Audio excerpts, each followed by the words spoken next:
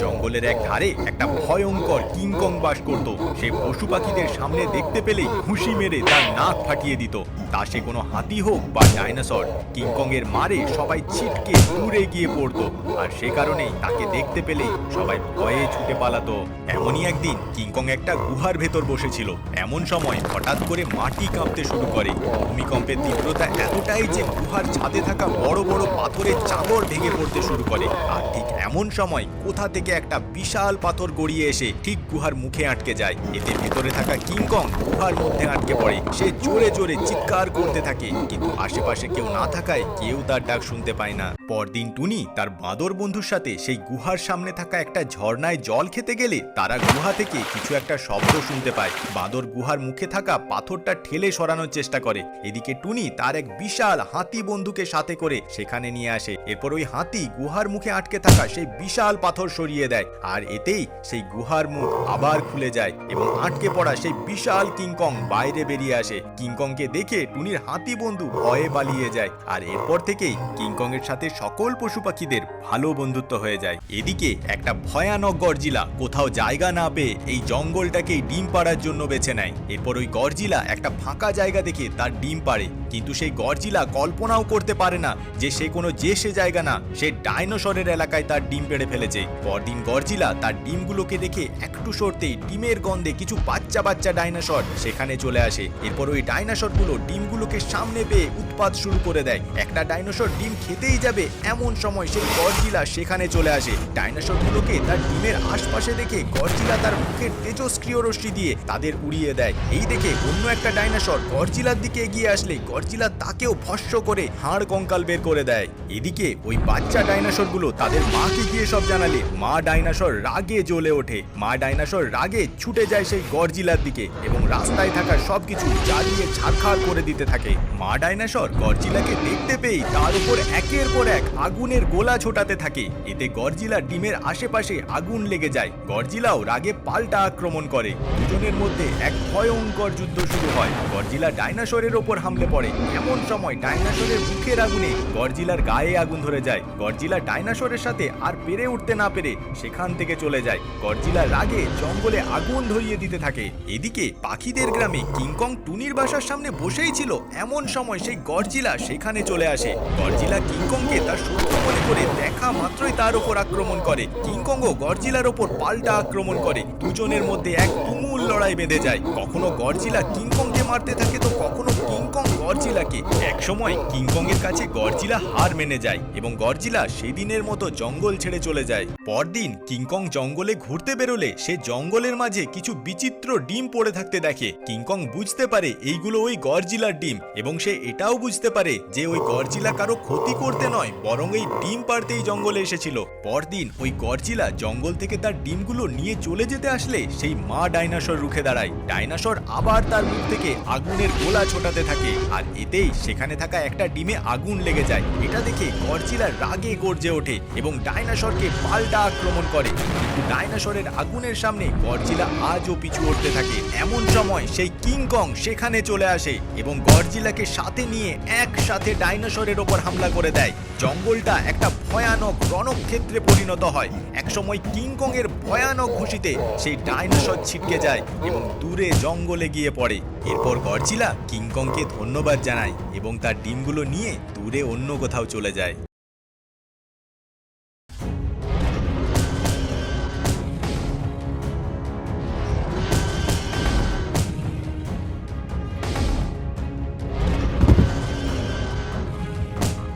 আজকের গল্প কিংকং এবং ডাইনোসর। বহু বছর আগে সমুদ্রের মাঝে থাকা দুটো দ্বীপের মধ্যে একটিতে রাজ করত এক বিশাল আকার কিংকং, যার ভয়ে পশু পাখি তো দূরের কথা, সেখানকার গাছপালাও পর্যন্ত তাকে দেখে থরথরিয়ে কাঁপত।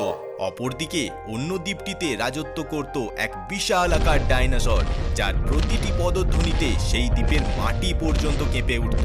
কিন্তু সময়ের সাথে সাথে দ্বীপ দুটি একে অপরের কাছে আসতে থাকে এবং মহাদেশীয় প্রবাহের কারণে দ্বীপ দুটির মধ্যে এক বিশাল সংঘর্ষ হয়। দ্বীপ দুটি একে অপরের সাথে মিশে যেতেই ঘটে এক ভয়ঙ্কর ঘটনা। দুই দ্বীপের প্রাধান্যকারীরা নিজেদের মধ্যে লড়তে শুরু করে ওই ঐক্যবদ্ধ দ্বীপের মালিকত্ব পেতে। চলতে থাকে এক হাড় কাঁপানো ভয়ানক লড়াই। দুজনেই একে অপরকে ঘোরতর টেক্কা দিতে থাকে, কিন্তু শেষমেশ ডাইনোসরের লেজের ঝাপটায় কিংকং একটা পাহাড়ের গায়ে আছড়ে পড়ে।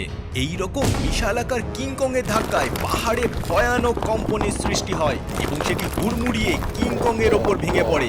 এতে কিংকং পাথরের স্তূপে এমন ভাবে চাপা পড়ে যায় যে সে আর বেরিয়ে আসতে পারে না। এদিকে ডাইনোসর বুঝতে পারে যে এ লড়াইয়ে জয়ী সে, তাই সে অপেক্ষা না করে সেখান থেকে চলে যায়। দেখতে দেখতে বেশ কয়েকটা দিন কেটে যায়।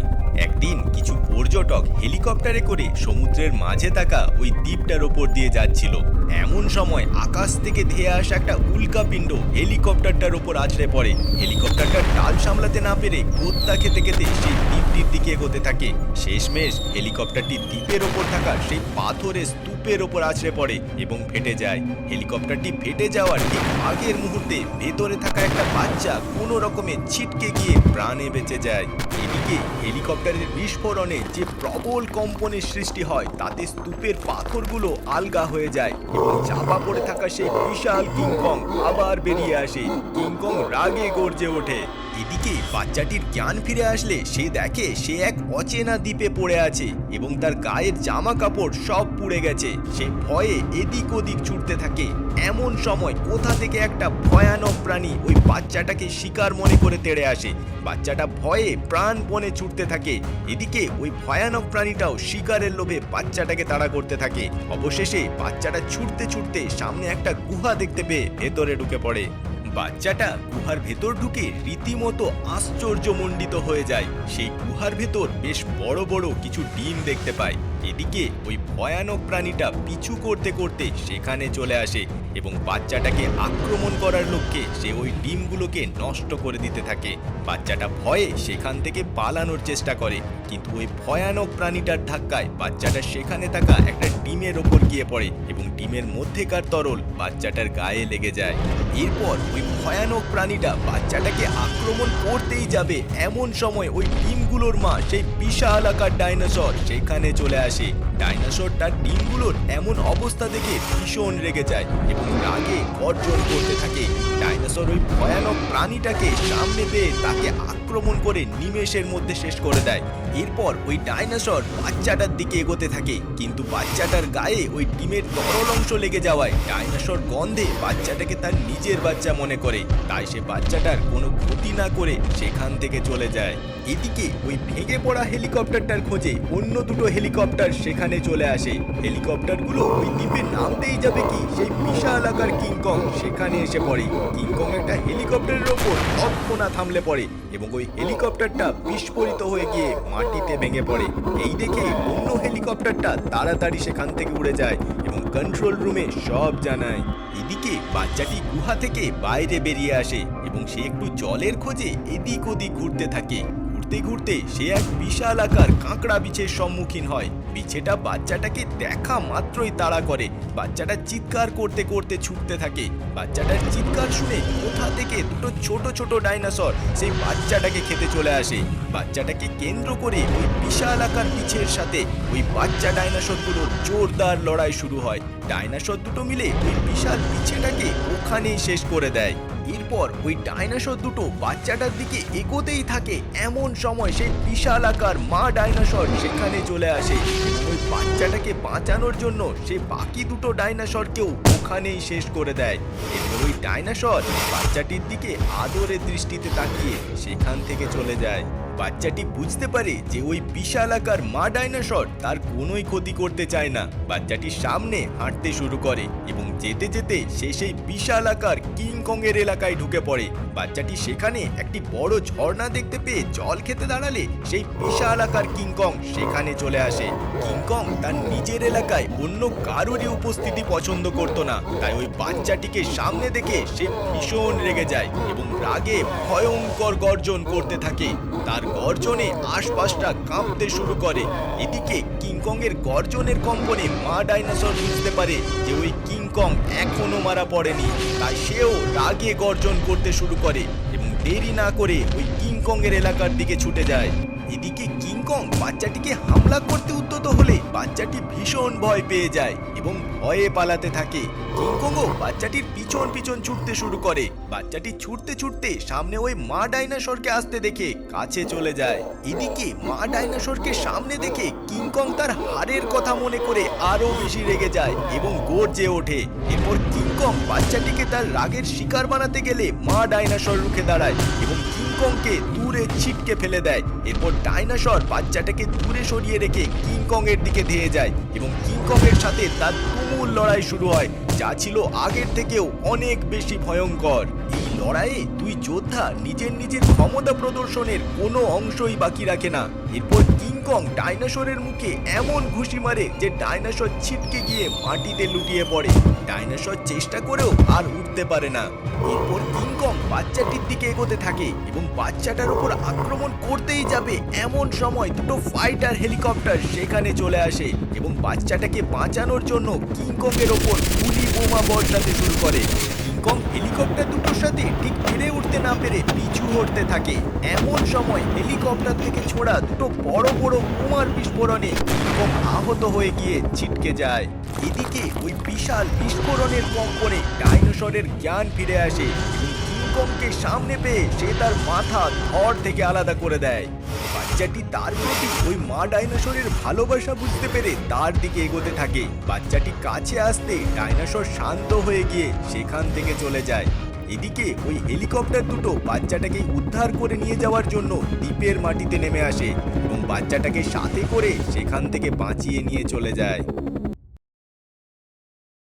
একবার টুনি ঘুমোতে যাবেই কি এক টর্নেডো এসে তাকে তার বাসা সহ উড়িয়ে নিয়ে এক নতুন জায়গায় এনে ফেলে। টুনি এক অদ্ভুত কঙ্কালের দুনিয়ায় এসে হাজির হয়। টুনি ভয়ে বসেই ছিল, এমন সময় একটা কঙ্কাল মাটি পুড়ে উঠে আসে এবং টুনির দিকে এগোতে থাকে। টুনি ভয়ে সেখান থেকে উড়ে যায় এবং একটা গাছের ডালে গিয়ে বসে। কিছুক্ষণে কোথা থেকে একটা জ্বলন্ত কঙ্কাল টুনিকে দেখতে পেয়ে টুনির দিকে আসতে থাকে। টুনি ভয়ে সেখান থেকে উড়ে যায়। উড়তে উড়তে টুনি সামনে একটা গুহা দেখতে পেয়ে সেখানে ঢুকে পড়ে। গুহার ভেতর ঢোকে টুনি দেখে একটা ডাইনোসরের কঙ্কাল আগুন জ্বালিয়ে গুহার মাটিতে ঘুমোচ্ছে। টুনি সামনে যেতেই ওই কঙ্কাল ডাইনোসর জেগে যায় এবং টুনিকে দেখে সে টুনির দিকে এগোতে থাকে। টুনি সামনে পড়ে থাকা একটা পাথর হাতে তুলে নেয় এবং ডাইনোসরের দিকে ছুড়ে দেয়। কঙ্কাল ডাইনোসর ভয়ে মাটিতে থরথর করে কাঁপতে থাকে।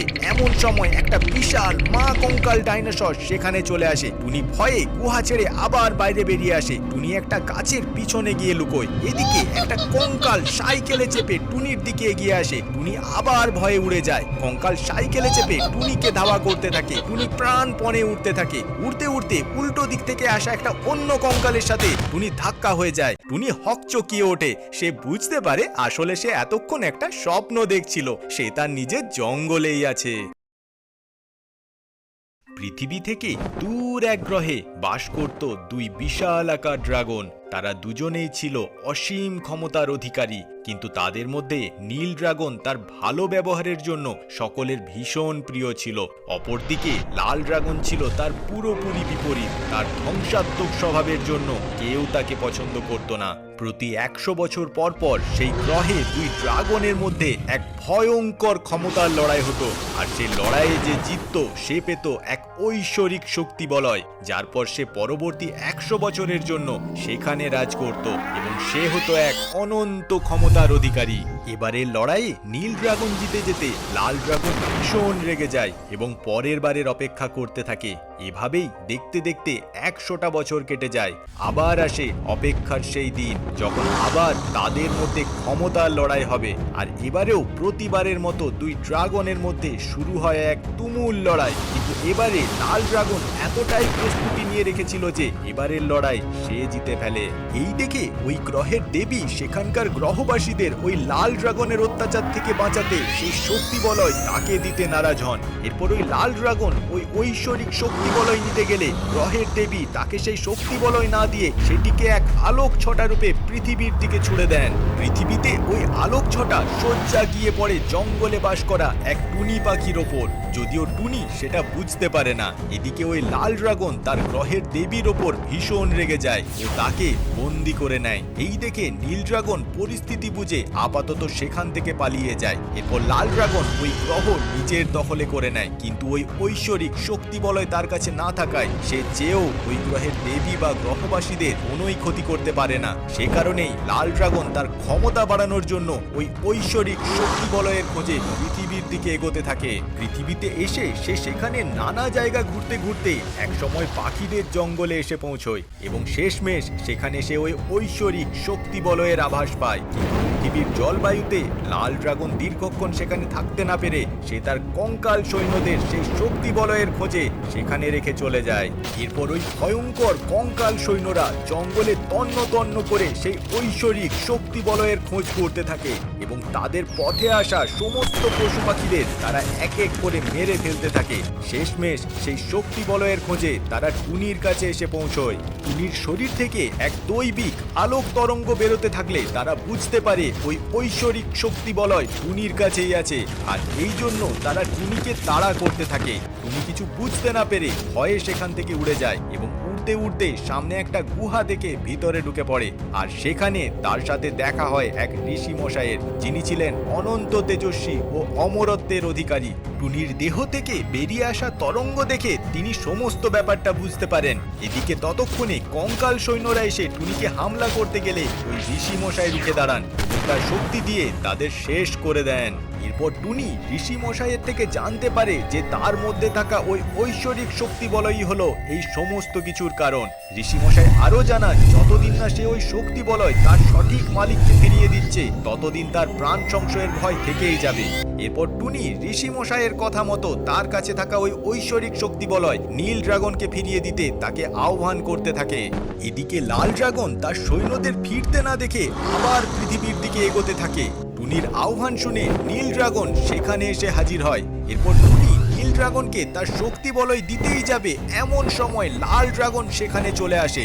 শক্তি বলয়কে কেন্দ্র করে তাদের মধ্যে আবার তুমুল সংঘর্ষ বাঁধে। এদিকে নীল ড্রাগনকে সাহায্য করতে তার সৈন্যরাও এসে হাজির হয়। নীল ড্রাগনের সৈন্যদের দেখে লাল ড্রাগনও তার সৈন্যদের আহ্বান করে। শেষমেশ দুই দলের সৈন্যদের মধ্যে এক তুমুল লড়াই শুরু হয়। দুই ড্রাগনের মধ্যে এমন ভয়ানক লড়াই দেখে টুনি ভীষণ ভয় পেয়ে যায়। ঋষি মশাই টুনিকে এই সুযোগে তার মধ্যে থাকা শক্তি বলয় নীল ড্রাগনকে দিতে বলে। টুনির সঙ্গে সঙ্গে ওই ঐশ্বরিক শক্তি বলয় নীল ড্রাগনের দিকে ছুড়ে দেয় এবং নিস্তেজ হয়ে পড়ে। এদিকে নীল ড্রাগন টুনির থেকে ওই ঐশ্বরিক ক্ষমতা পাওয়া মাত্রই তার মধ্যে অনন্ত ক্ষমতার বৃদ্ধি হয়। সে এক বিশাল আকার দুমুখ ড্রাগনে রূপান্তরিত হয়। এরপর ওই দুমুখ ড্রাগন তার ক্ষমতার সাহায্যে ওই লাল ড্রাগনকে একেবারে শেষ করে ফেলে। লাল ড্রাগন মারা পড়তেই তার সৈন্য সামন্তরাও একেবারে শেষ হয়ে যায়। যুদ্ধে জয়লাভের পর নীল ড্রাগন তার শক্তি বলয়ের একটা ক্ষুদ্র অংশ টুনির শরীরে প্রবেশ করিয়ে দেয়। এতে টুনি আবার আগের মতো জেগে ওঠে। এরপর ওই ড্রাগন টুনিকে ধন্যবাদ জানিয়ে নিজের গ্রহে ফিরে আসে এবং সেই দেবীকে মুক্ত করে সেখানে শান্তি প্রতিষ্ঠা করে। একদিন টুনি তার বাঁদর বন্ধুর সাথে একটা ঝর্ণায় জল খেতে এলে কোথা থেকে একটা পাগল ষাঁড় টুনি ও বাঁদরকে দেখতে পেয়ে ধেয়ে আসে। পাগল ষাঁড় বাঁদরকে সামনে পেয়ে কুঁতিয়ে ফেলে দেয়। টুনি তার বন্ধুকে বাঁচানোর জন্য উড়ে যায়। পাগল ষাঁড়ও টুনিকে পিছু পিছু ধাওয়া করে। টুনি ও বাঁদর ওই ষাঁড়ের হাত থেকে বাঁচতে শ্মশান ঘাটে থাকা একটা গাছের পিছনে গিয়ে লুকোয়। পাগল ষাঁড় সেখানে এসে কাউকে দেখতে না পেয়ে সেখান থেকে চলে যায়। ষাঁড়টিকে চলে যেতে দেখে টুনি ও বাঁদর বাইরে বেরিয়ে আসে। এমন সময় তারা সামনে একটা অদ্ভুত আংটি দেখতে পায়। বাঁদরের খুব পছন্দ হয়। বাঁদর সেটি সাথে করে বাসায় নিয়ে আসে। রাত্রি হতে পর সকলেই প্রায় ঘুমোতেই যাবে। এমন সময় শ্মশান ঘাট থেকে কুড়িয়ে পাওয়া সেই আংটি থেকে এক অদ্ভুত রাক্ষসে ভূত বেরিয়ে আসে। ওই ভূত সামনে একটা পাখিকে ঘুমোতে দেখে তাকে আস্ত গোটা গোটাই ধরে তুলে নেয়। পাখিটার চিৎকারে সকলেরই প্রায় ঘুম ভেঙে যায়। এরপর ওই ভূত বাঁদরকে ধরার জন্য ধাওয়া করে। টুনি তার বন্ধু বাঁদরকে বাঁচানোর জন্য উড়ে যায় এবং একটা লাঠি করে ভূতটাকে ধড়াধড় মারতে শুরু করে, কিন্তু ভূত টুনিকে ফু দিয়ে উড়িয়ে দেয়। টুনি ছিটকে দূরে একটা জায়গায় গিয়ে পড়ে। টুনি বুঝতে পারে এই ভূতের সাথে সে সামনাসামনি পেরে উঠবে না। টুনি তার বাসার নিচে উড়ে যায় এবং সামনে পড়ে থাকা একটা পাথর দিয়ে আংটিটাকে ভাঙার চেষ্টা করে। ভূত সেটা বুঝতে পেরে বাঁদরকে ছেড়ে টুনিকে আক্রমণ করার জন্য আসতে থাকে। ভূত তখনই টুনির কাছে এসে হাজির হয়। এরপর ওই রাক্ষসে ভূত টুনিকে ধরতেই যাবে, এমন সময় টুনির পাথরের আঘাতে সেই আংটি ভেঙে যায়। আংটিটা ভেঙে যেতেই সঙ্গে সঙ্গে ভূতটা দাও দাও করে জ্বলে ওঠে এবং দেখতে দেখতে ওই ভূত সেখানেই জ্বলে ছাই হয়ে যায়। পরদিন সকালে টুনি ও বাঁদর সেই আংটিটাকে সামনের একটা নদীতে গিয়ে ভাসিয়ে দিয়ে আসে। পৃথিবী থেকে দূরে অন্য একটা গ্রহে থাকি আমরা সবাই স্কিবিডি। স্কিবিডি বম বম নেচে যা, স্কিবিডি বম বম গে যা, স্কিবিডি থাকে পটির ভেতর মন খুলে হেসে যা, আমরা স্কিবিডি পোলা। Skibidi skibidi skibidi. আমাদের থেকে ব্রহ্মাণ্ডের নেই কারো নিস্তার, আজ থেকেই করতে চলেছি সাম্রাজ্য বিস্তার। হা হা হা হা হা। এই আজ থেকে দিকে দিকে ছড়িয়ে পড়ব, করব সাম্রাজ্যের বিস্তার। স্কিবিডি বম বম উড়ে যা, স্কিবিডির বিস্তার করে যা, স্কিবিডির হামলা ভয়ানক তাই ভয়ে সবাই পালিয়ে যা, আমরা স্কিবিডি পোলা। দেখ রে দেখ, ওটা পৃথিবী, ওখানে সবাই পটি করে, চল হামলে পড়ি। এই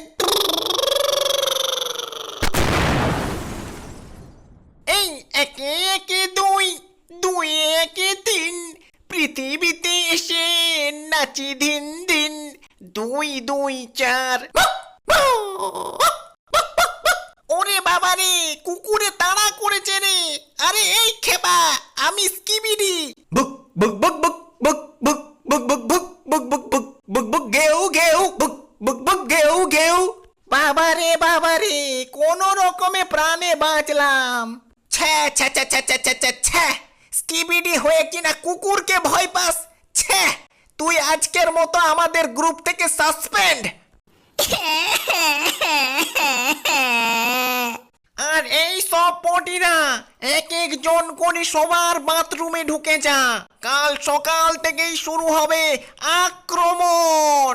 ঘুম থেকে উঠেই পেয়ে গেছে পটি, পটি পটি পটি পটি পটি পটি পটি। রাস্তায় যেতে যেতে পেয়ে গেছে পটি, পটি পটি পটি পটি পটি পটি পটি। স্কিবিডি বম বম নেচে যা, স্কিবিডি বম বম গে যা। ও মা গো, ওরে বাবা রে, পচার মা কোথায় গেলে গো? দেখো গো, বাথরুমে একটা কত বড় ডাইনোসর ঢুকে গেছে। ওরে বাবা রে, পটিতে তাড়া করেছে রে। ওরে বাবা রে, পটি আমায় ক্যাক করে কামড়ে দিল রে। স্কিবিডি বম বম ছুটে যা, ভয়ে সবাই পালিয়ে যা, স্কিবিডি বম বম ঢুকবে শহরে, বোম ব্লাস্টিং হবে এবার, আমরা স্কিবিডি পোলা।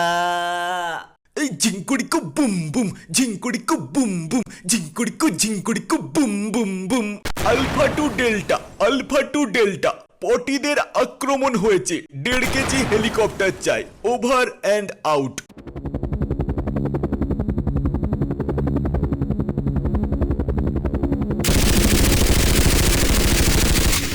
স্কিবিডি বম বম নেচে যা, স্কিবিডি বম বম গে যা, স্কিবিডি ছুটবে রাস্তার উপর, যতই বোমা ফাটিয়ে যা, আমাদের কিছু হবে না। সায়েন্টিস্ট কিছু করো, কিসেও কাজ হচ্ছে না। স্কিবিডি বম বম নেচে যা। সায়েন্টিস্ট, ওরা ল্যাবের ভিতরেও ঢুকে পড়েছে, চলো লুকোই। এই কি টিভি, এই কি camera. Yes, idea. TV man, where are you? সামনে এসো। হো হো হো হো হচ্ছো। ছি, চারদিকটা পটি পটি গন্ধে ভরে গেছে একেবারে। আরে তুই কে? This is cameraman, smile please. Attention please, পৃথিবীতে স্কিবিডির হামলা হয়েছে, তোমাদের বাঁচাতে হবে। Yes sir.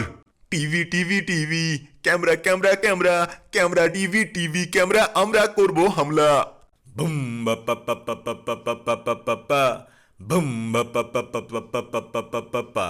Skibidi boom boom নেচে যা, স্কিবিডি বম বম গেয়ে যা, স্কিবিডি ছুটছে রাস্তার উপর, ভয়ে তোরা পালিয়ে যা। তোদের দিন শেষ রে খণ্ডত্ব, মার্কেটে এসে গেছে টিভি ম্যান।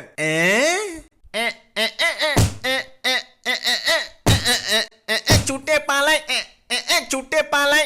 অনেক বাঁধন নাচ নেচেছিস রে, সজ্জা নিচের ঘর চলে যা, নইলে মারবো এখানে, পটি করবি রাস্তার মাঝখানে। স্কিবিডি বম বম বাঁচাও রে, স্কিবিডিকে মেরে ছিঁচে দিল রে, স্কিবিডি বম বম পালাও সবাই, পৃথিবীটা পচা রে, এখানে কখনো আসবো না। একদিন রাত্রিবেলায় জঙ্গলের পশু পাখিরা যখন নিশ্চিন্তে ঘুমোচ্ছিল, আশ্চর্য রকম ভাবে একটা ইউএফও পাখিদের জঙ্গলের সামনে দিয়ে উড়ে যায়। ইউএফওটা জঙ্গলে অদ্ভুতভাবে ওড়াউড়ি করার পর একটা ফাঁকা জায়গা দেখে স্থির হয়। ইউএফও থেকে একটা আলোক ছটা জঙ্গলের বুকে নেমে আসে। কিছুক্ষণেই সেই স্পেসশিপ থেকে একটা অদ্ভুত এলিয়েন বেরিয়ে আসে।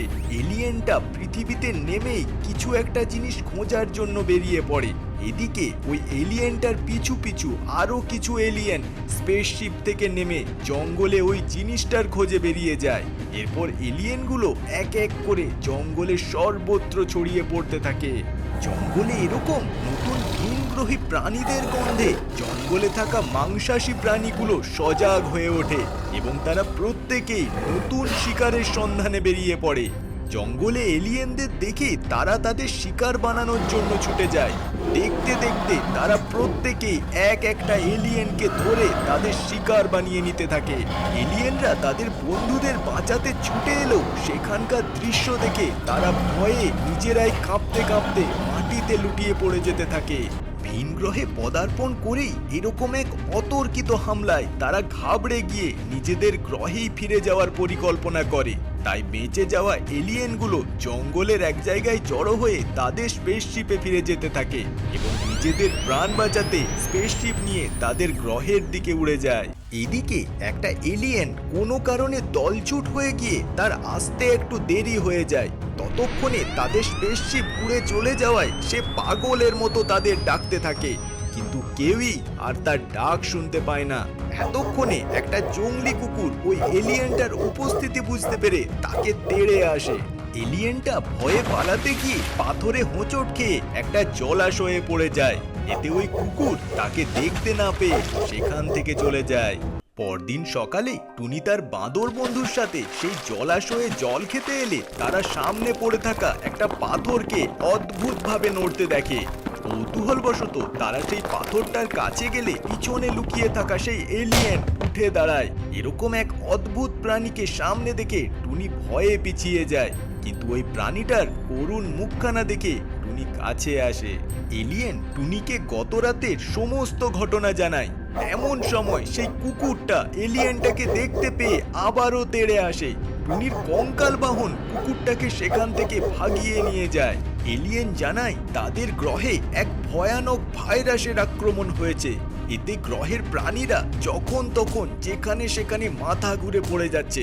তাই তারা পৃথিবীতে এক ভেষজ পাতার সন্ধানে এসেছিল, যার মাধ্যমে তারা তাদের গ্রহের প্রাণীদের সুস্থ করতে পারবে। সে আরও জানায় গতকাল রাত্রে সে ওই পাতার সন্ধানে একটা গাছ থেকে পড়ে গিয়ে তার ট্রান্সমিটার হারিয়ে ফেলেছে, যে কারণে সে সময় মতো স্পেসশিপে পৌঁছতে পারেনি। এই শুনে টুনি ও বাঁদর তাকে সাহায্য করতে রাজি হয় এবং প্রথমেই তারা সেই ট্রান্সমিটারটার খোঁজে বেরিয়ে পড়ে। গাছটার নিচে এসে তারা দেখে যে একটা বুনো মহিষ ওই ট্রান্সমিটারটার সামনে শুয়ে আছে। বাঁদর সেটা নিতে গেলে মহিষ উঠে দাঁড়ায় এবং বাঁদরকে কুতিয়ে ফেলে দেয়। এলিয়েন সামনে এলে মহিষ তাকেও কুতিয়ে ফেলে দেয়। এলিয়েন ছিটকে দূরে একটা জায়গায় গিয়ে পড়ে। এদিকে টুনির কঙ্কাল বাহন সুযোগ বুঝে ছো মেরে সেই ট্রান্সমিটার সেখান থেকে তুলে নেয়। এরপর টুনি সেই ট্রান্সমিটার এলিয়েনকে এসে দিতেই সেই ট্রান্সমিটার চালু হয়ে যায়। সঙ্গে সঙ্গে সেটার খবর পৌঁছে যায় সেই স্পেসশিপে। স্পেসশিপে থাকা বাকি এলিয়েনগুলো বুঝতে পারে যে তাদের কোনো সঙ্গী পৃথিবীতে রয়ে গিয়েছে, তাই তারা তাকে উদ্ধার করে নিয়ে আসার জন্য তারা তাদের স্পেসশিপটাকে পুনরায় পৃথিবীর দিকে ঘুরিয়ে নেয়। এদিকে টুনি এলিয়েনকে সাথে নিয়ে সেই ভেষজ পাতার সন্ধানে জঙ্গলের মধ্যে এগিয়ে যেতে থাকে। এবং ওই ট্রান্সমিটার সেই দিক নির্দেশ করতে থাকে। খুঁজতে খুঁজতে তারা জঙ্গলের এক রহস্যময় প্রান্তে এসে হাজির হয়। সেখানে চারপাশে তারা অদ্ভুত রং বেরঙের গাছ দেখতে পায়। সামনে যেতেই একটা মায়াবী গাছ তাদের দেখে নড়তে শুরু করে। টুনি এলিয়েনকে নিয়ে এগিয়ে যেতে থাকলে কঙ্কাল বাহনের মুখে থাকা সেই ট্রান্সমিটার থেকে একটা শব্দ বেরোতে শুরু করে। এলিয়েন বুঝতে পারে সেই ভেষজ গাছ এখানেই আছে। তারা সকলেই সেই গাছটিকে সামনে দেখতে পায়। এরপর টুনি ওই গাছ থেকে কিছু পাতা আনতে গেলে সেই গাছ জেগে ওঠে। গাছ রাগে টুনিকে আছড়ে কাছড়ে পিষে মেরে ফেলার চেষ্টা করে। টুনি কোনো রকমে প্রাণ বাঁচিয়ে উড়ে যায়, কিন্তু ওই গাছ টুনিকে ধাওয়া করতে থাকে। টুনি বুদ্ধি করে সামনের একটা জলাশয়ের দিকে উড়ে যায়। এরপর ওই গাছ টুনিকে পিষেই ফেলতে যাবে, এমন সময় টুনি সামনে থেকে সরে যায়। এতে ওই গাছ পিছলে সোজা জলাশয়ে গিয়ে পড়ে। টুনি এই সুযোগে ওই গাছ থেকে কিছু পাতা তুলে নিয়ে উড়ে যায়। টুনি সেই পাতা নিয়ে এলিয়েনের কাছে আসে। এমন সময় আকাশে সেই স্পেসশিপকে আসতে দেখে এলিয়েন বুঝতে পারে তাকে তার সঙ্গীরা ভিড়িয়ে নিয়ে যেতে এসেছে। স্পেসশিপ এসে থামলে এলিয়েন সেই পাতা নিয়ে স্পেসশিপটার দিকে এগিয়ে যায়। এরপর ওই এলিয়েন টুনিকে তাদের গ্রহের সকলের প্রাণ বাঁচানোর জন্য অসংখ্য ধন্যবাদ জানায়।